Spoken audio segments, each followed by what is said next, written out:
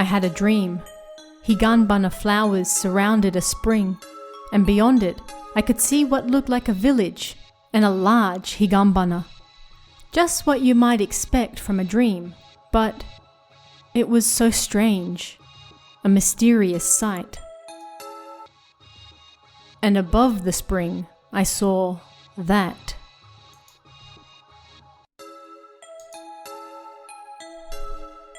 Girls wearing kimonos. 5 girls? Are they standing on top of the spring? Well, it's a dream, so anything's possible. A girl locked eyes with me and approached. Then she smiled and said, "This is the village where if you fall over, you'll die. Whatever you do, you mustn't fall over."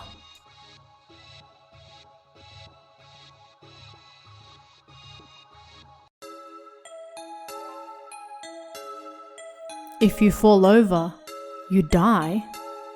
What did that even mean? To say such a thing so suddenly and openly, it made no sense. Right as I thought that, Kya! I heard a scream from somewhere. The girl in front of me turned to look in the direction of the scream.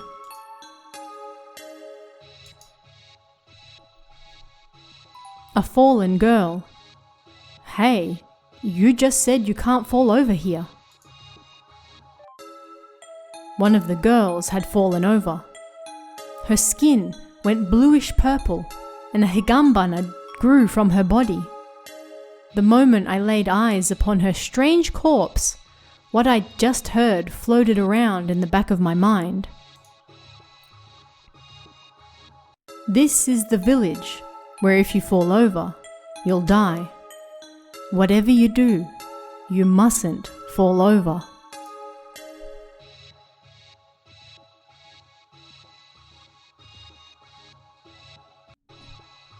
Ah, she fell over. I warned her. But now that you've seen her, you understand, right? I grew scared. She died. Because what that girl said was true. Ah, because she was clumsy. The girl who fell was dead.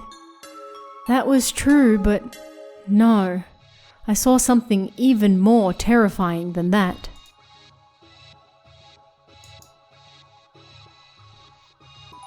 The girls laughing at the dead girl. Are they for real?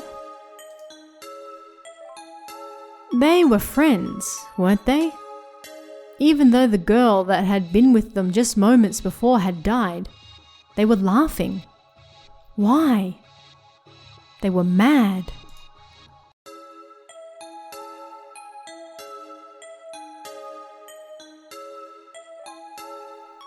At any rate, I swore not to fall over until I woke from this crazy dream. It's easy if you think about it. I just have to not move from this spot. I won't do anything that might make me fall over. Thankfully, even though it was a dream, my body listened to me. Then I just had to wait to wake up. If I could do that, how easy would it be? That plan was cruelly destroyed. Hey, big guy, seeing as you're here, why don't you play with us? What do you want to play? Tag? Or leapfrog?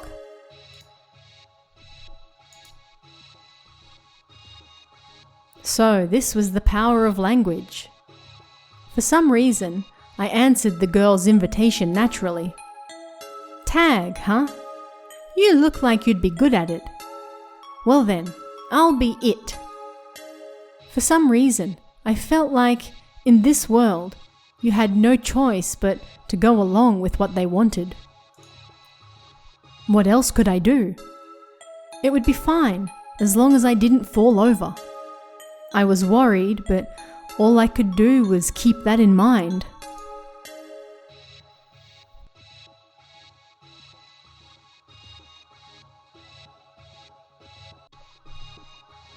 I ran for my life. The girls appeared to be having fun, but I just ran for my life. That's why I don't remember much of it. All I remember is repeating to myself over and over, "Don't trip." Time's just about over now. I wanted to play some more. Don't be selfish. Hey, big guy, thanks for playing with us today. Thank God, I'd never felt more relieved in my life.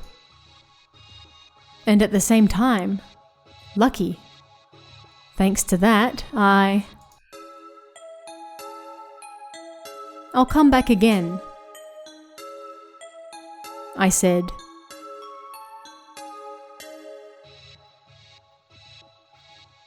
When the girls heard that, for a moment they looked surprised, but then they all smiled. Next time you come here, we'll protect you. With those words, I woke up. What on earth was that dream? And were those girls really evil? Maybe they were just lonely and forever waiting for someone to play with them in that strange village.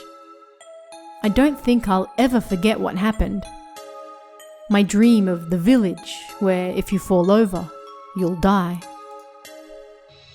And the last thing I saw, the girls' big smiles and their tears.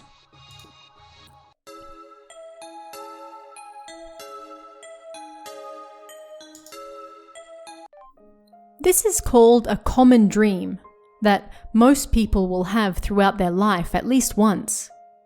Most people forget their dreams once they wake up, but there are certain things in common regarding this dream of a village where if you fall over, you'll die. The progression of the dream can differ, and people have spoken of the girls running around, being forced to play leapfrog, or waking up suddenly from the dream. But strangely, there's not a single person who's had the dream that has said they've fallen over. Thinking about it, that's natural. If you fall over, you die. Perhaps those who have died in their sleep were having this dream and then they fell over. It's said that this urban legend comes from the fairy tale, 3 Year Pass. Recently, several people have spoken of waking up from a dream and a series of good things happening to them. The one thing they all have in common is that they claim to have played with the girls and not feared falling over. Perhaps the dream also holds that implication as well.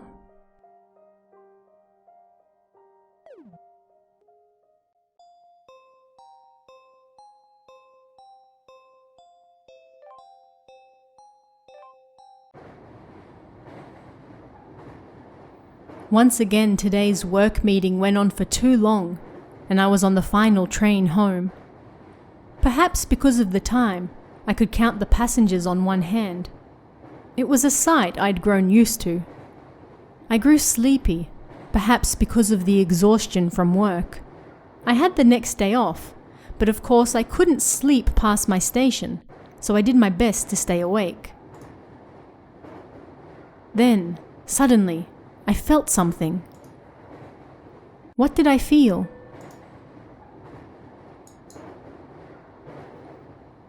A passenger staring right at me. Why was she looking at me? There was a single woman sitting at the end of the opposing chair. She'd been looking at me the whole time. She creeped me out, so I looked away and pretended to sleep. And perhaps because of that, I actually did fall into a deep sleep.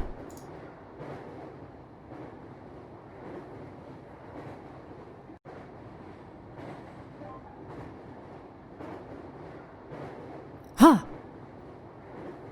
When I woke up, I was all alone. Crap. Guess I was no match for the Sandman. I didn't know how long I'd slept for, but at the very least, I had to have missed my station. I took my phone out of my pocket to check the time.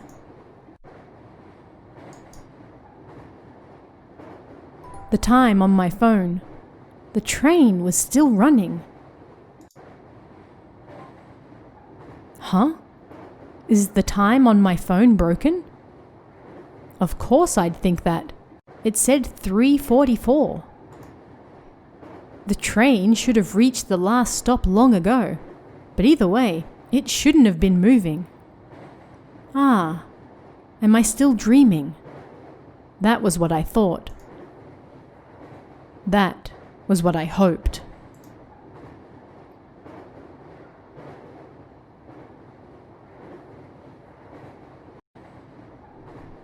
It troubled me, but this was the train. There wasn't anything I could do inside it, so I just played with my phone. It doesn't appear to be broken. Suddenly, the train doors opened. I'd been so wrapped up in my phone that I didn't notice the train had stopped. I should get out and call a taxi.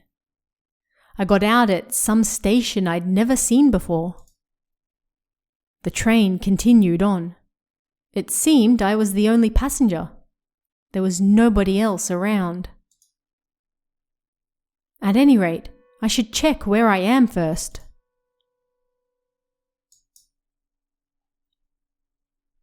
A sign I could barely read. Is this the station name? Kisaragi Station? The sign was covered in rust, and I could barely read it. I'd never seen nor heard that name before. I looked around, but it was too dark to see anything. Was it an unmanned station? There were no staff around. But that wasn't all. I couldn't sense any people at all. Where am I?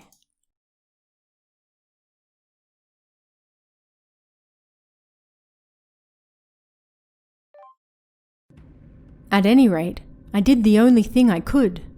Thankfully, I still had reception. I called my friend. Hello? It went through. But the other end was silent. Hello? Hey, can you hear me? I screamed, but it was in vain, and the phone hung up. Next, I opened the GPS so I could see where I was, but it refused to move on from the searching screen. It's no good. I've tried everything. Then I decided and made my move. The ticket gate. At any rate, I should try to leave this place. This was all I could do. Straight ahead was pitch black, and I couldn't see anything. But it was the only thing left I could do.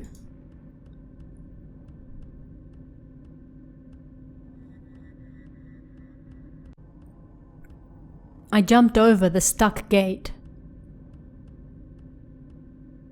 A world wrapped in darkness spread out before me, an unbelievable sight. I fell to my knees, drowning in hopelessness. What have I done? All I could do was cry.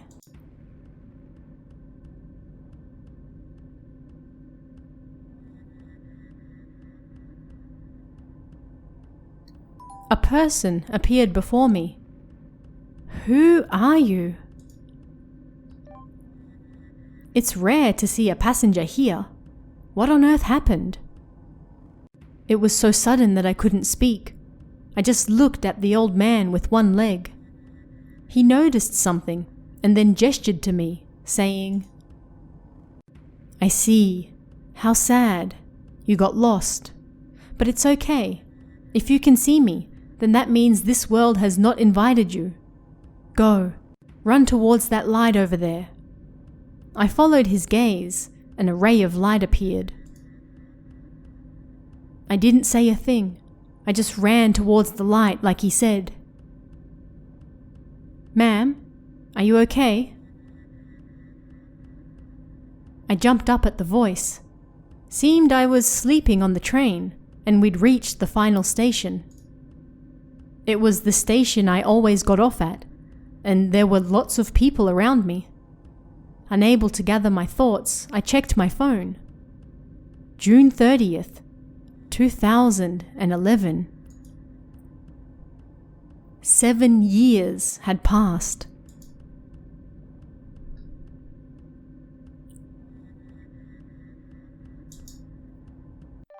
This urban legend took the net by storm in 2004, and today it's popular enough that even those who don't know urban legends very well still know its name.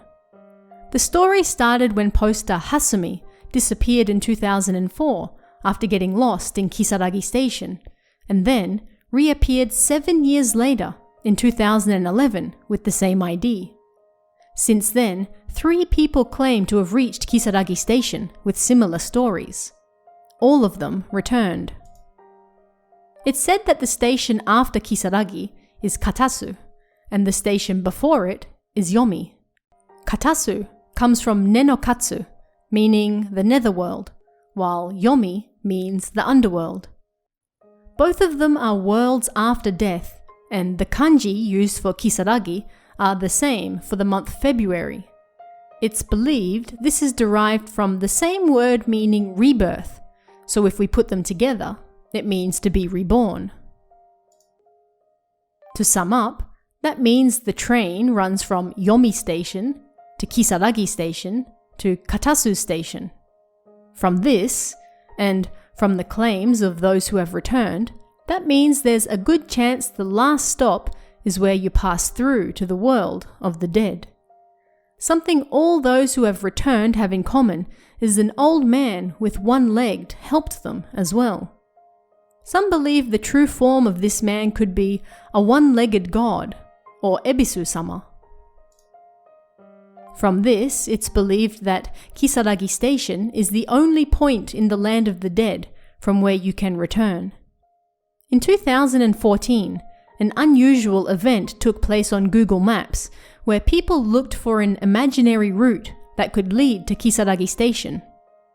Thanks to this urban legend, it apparently inspired some people to become train conductors, and there are apparently still people who ask those working at the Enshu train line about Kisaragi Station.